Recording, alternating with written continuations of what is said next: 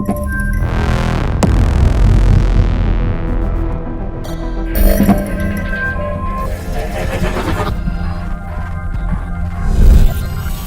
and welcome to Who Does Rolls. I am your host Mike B. Here we are again for the second part of the Expo Autopsy. It's probably not the greatest way of putting it. But anyway, this is my decompress from the Expo. I did day one, that's out already, that we covered stuff I'd seen that day, something we played and stuff we played in the evening and that, so you've got a feel for that. I'm going to double on down, crack on with day two. So the Friday, it turns out, day one was fucking busy. It felt busier than a normal Friday. It actually turns out, I think the numbers have come out, I think it was the busiest Friday they've ever had. It was big numbers. Saturday initially also felt nuthouse time. It was busy. The numbers were down, but definitely first thing in the morning AM was busy. I'd snuck in because I got the press badge, so I'd gone around and kind of had a scoot around the halls before they opened. It's always a kind of good thing to get a feel for it, especially after the Friday being manic. And I booked us into some tables to play demos, and I was in the prime position to witness the deluge as the doors opened at 9 o'clock, which is this carnage.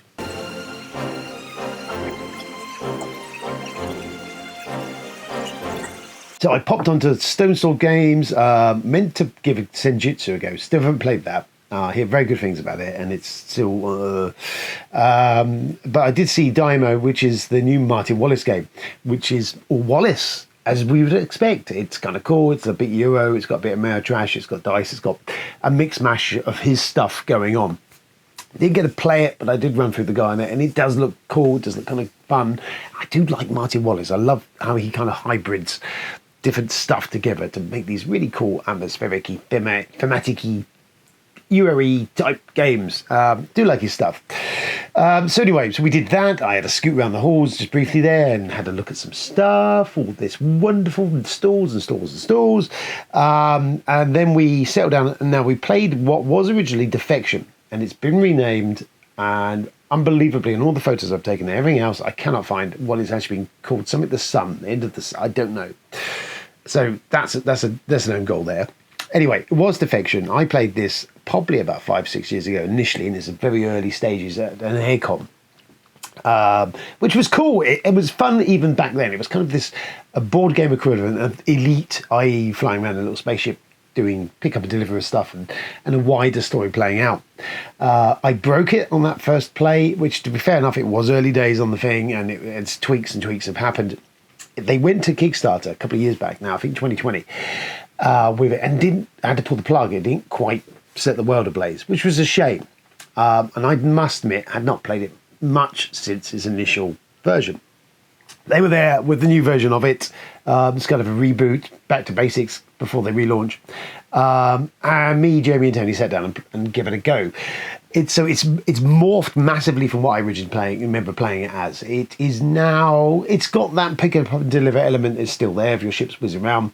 But it's got this kind of like a compressed 4X version game going down. There's not actually any exploration as such, but you're basically going around to these areas, you're picking stuff up, you're weaponizing your ship, you're arming yourself up, but there's also played out against this bigger story of this war going on, and your sort of area control of you taking different planets and putting units down, and so you can hold planets. There are victory points related to that.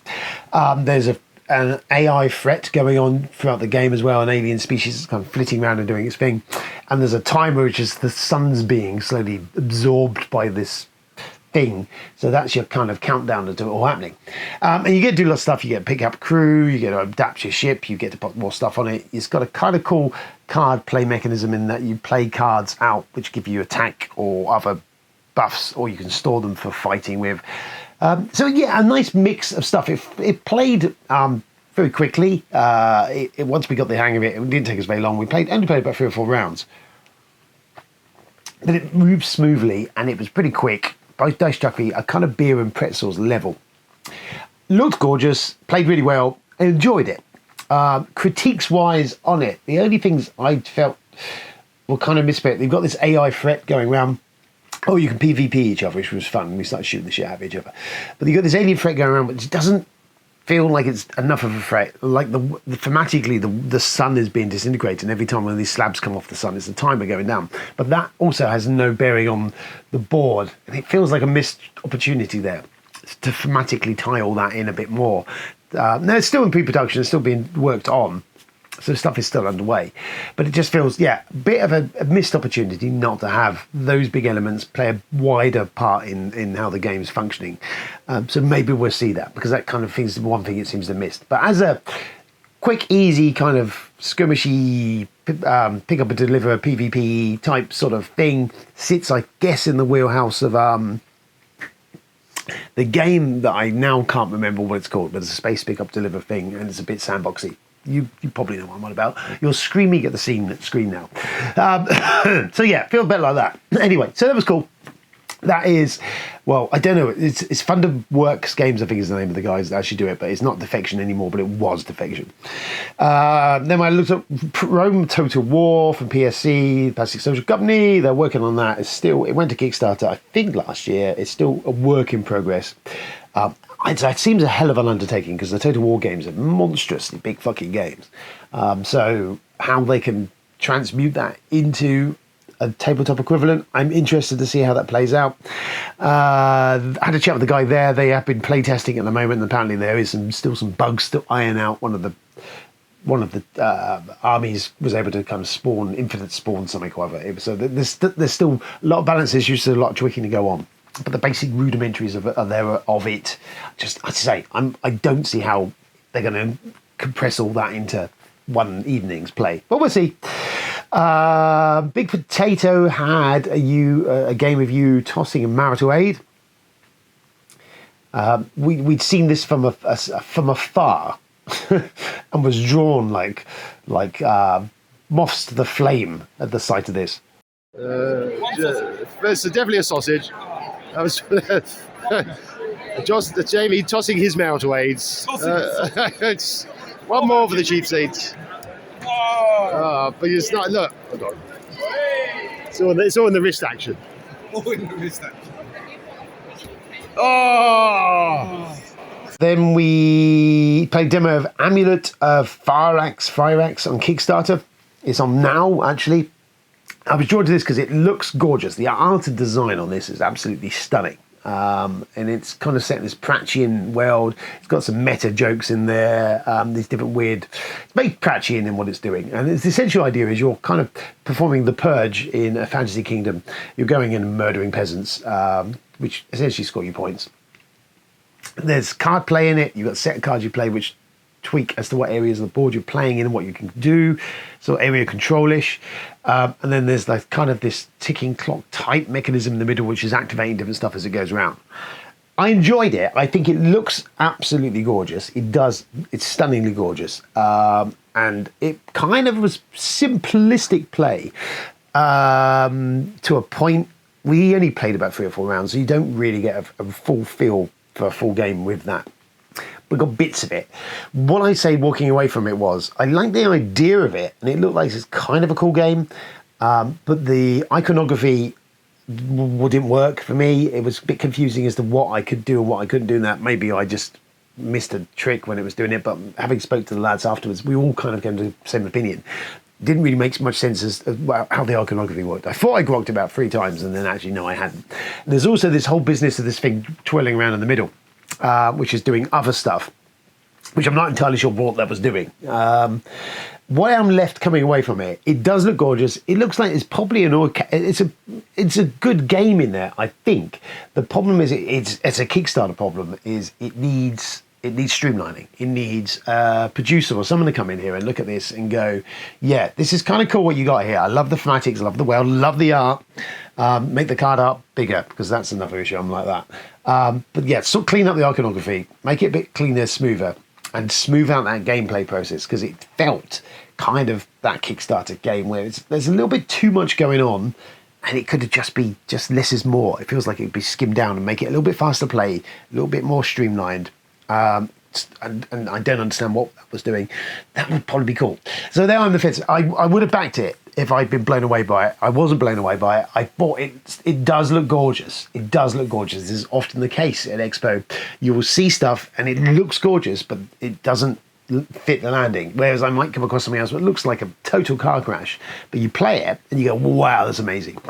So yeah, there you go. There I am. It's not terrible. I do think there's germs of a good game here, and it is, as I say, is stunningly illustrated, and the world and the thematics is brilliant.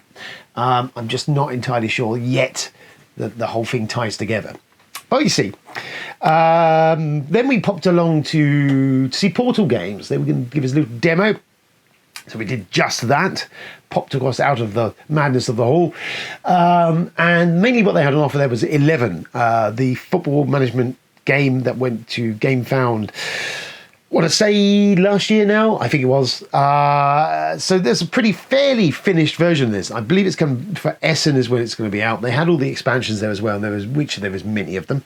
I had Jamie and Tony there, which they're my football pundits. I don't get the football, don't understand it. I know the basic principles, but that's where I kind of tune out.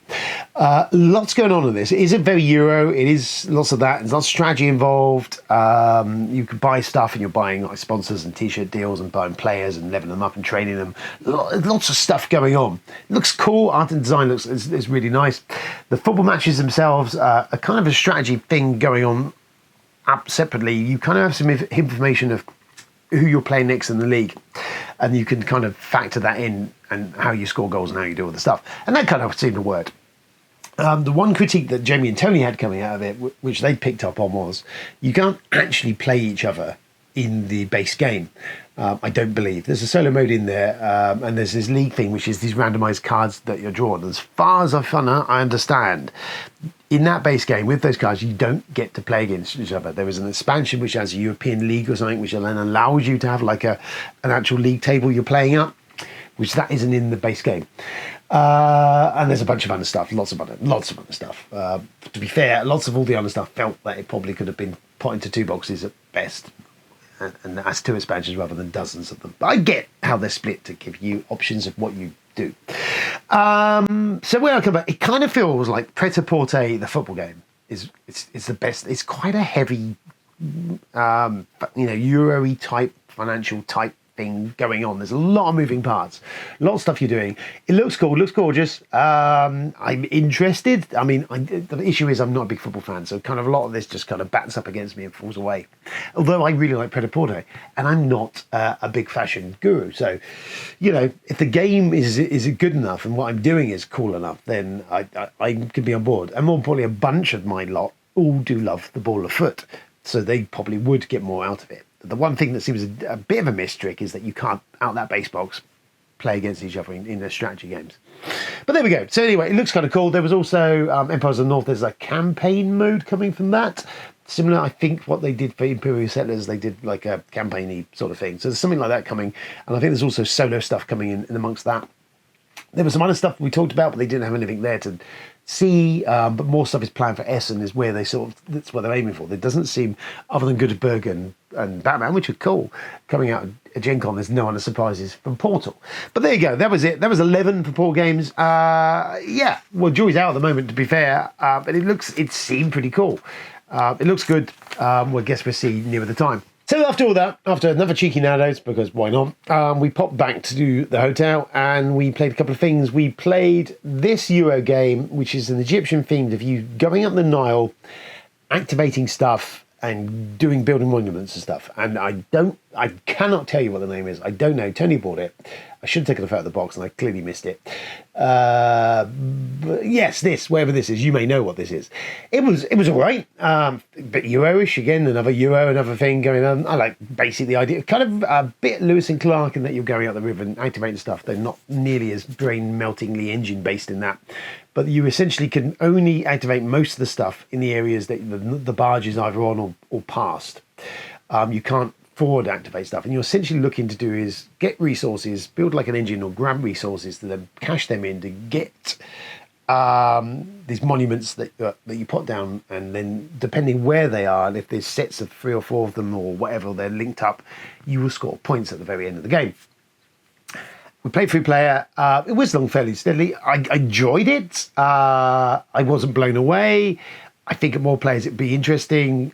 More outplays. There's some interesting elements with the card play in there. You're playing a card to be able to get on and stuff, and that seemed quite a strong thing to do. It's worker placement, as I say. You put your workers down and get stuff from there, cash that in to do the stuff. I think a quite an interesting mix of all the stuff, and worked well with the theme. I enjoyed it. I just wasn't left at the end of the day going, "Wow, that's amazing. I want to play that more." It just kind of felt like another kind of Euro-ish thing doing kind of cool Euro-ish stuff. Then we play Yak, which from Pencil Games, which gorgeous table presence of you essentially building towers by kind of exchanging resources out of these yaks that rotate around the board in various ways. It took a while. I think it was late in the evening, so it took us longer than I think it needed to grok what we were actually doing with it. But once we actually got rolling with it, it's fun. It looks great. It's probably a little bit more involved than actually the look. It looks like a kid's type style of game. Actually, there's a fairly mid-weight level of think going on it. I think subsequent plays will make it faster. I liked what it's doing. Component quality is cool. I don't think it's up there with the likes of Junk Art, which is just hits that sweet spot with the toy quality and a really easy teach and play. But it's good fun. With a meteor thing to it, it's all about you pre-programming and watching where the acts are going. Bit of random in there, building the towers and making set collecting, essentially.